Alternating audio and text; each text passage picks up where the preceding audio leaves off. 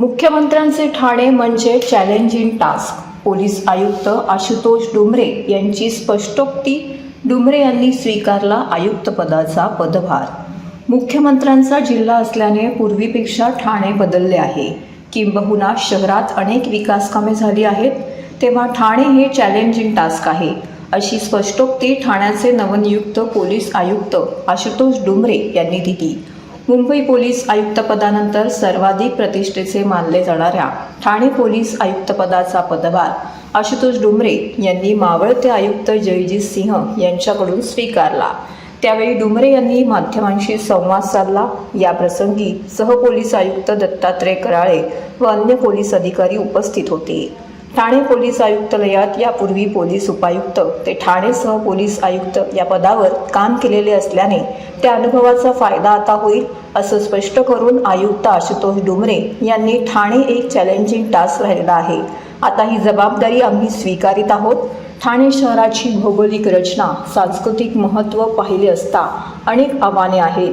किंबहुना मुख्यमंत्री एकनाथ शिंदे यांचा जिल्हा असल्याने पूर्वीपेक्षा ठाणे बदलले असून ठाण्यात ठिकठिकाणी खूप मोठ्या प्रमाणात विकास झाला आहे, तेव्हा काम मोठं आहे. मुंबई ठाण्यात वाहतुकीची समस्या आहे, पण त्यावर मार्ग काढता येईल. महिलांची सुरक्षा वाढते, सायबर गुन्हे, ड्रग्ज यावर खास नजर असणार आहे. तसेच ठाण्यातील समस्या आणि गुन्हेगारी याबाबत सर्वप्रथम माहिती घेऊन नंतरच त्यावर भाष्य करील. किंबहुना 2 दिवसात कामाचा आढावा घेऊन काम सुरू करणार असल्याचं डुमरे यांनी स्पष्ट केलं. दरम्यान पोलीस वसाहत आणि पोलिसांच्या घराबाबत विशेष लक्ष देणार असल्याचंही त्यांनी सांगितले. सगळे ठाणे हे नेहमीच पोलिसांच्या दृष्टीने एक चॅलेंजिंग टास्क असाइनमेंट राहिलेली आहे. ठाण्याची विशिष्ट असलेली भौगोलिक रचना, सामाजिक आणि सांस्कृतिक वेगवेगळे संदर्भ ठाण्यामध्ये आहेत. त्यात महाराष्ट्राच्या मुख्यमंत्री माननीय शिंदेसाहेबांचा हा जिल्हा आहे, त्यामुळे जबाबदारी खूप जास्त आहे. पण तरी देखील आपल्या सर्वांच्या सहकार्यानं त्यातून मार्ग निघेल याबद्दल मला खात्री आहे. अनुभव याआधीचा आपला आहे, तो किती कामाला येईल? नक्कीच कामाला येईल. तर आपल्यापैकी 90% लोकांना मी अगोदरपासूनच ओळखतो. सर तुम्ही DCP होतात, जॉईंट CP झालात, आता CP झाल्यानंतर तुम्हाला ठाण्यात कसं वाटतंय? ठाणे चांगलंच आहे आणि म्हणजे ठाणेकर खूप काय म्हणता येईल की खूप समजूतदार आणि चांगली लोक आहेत.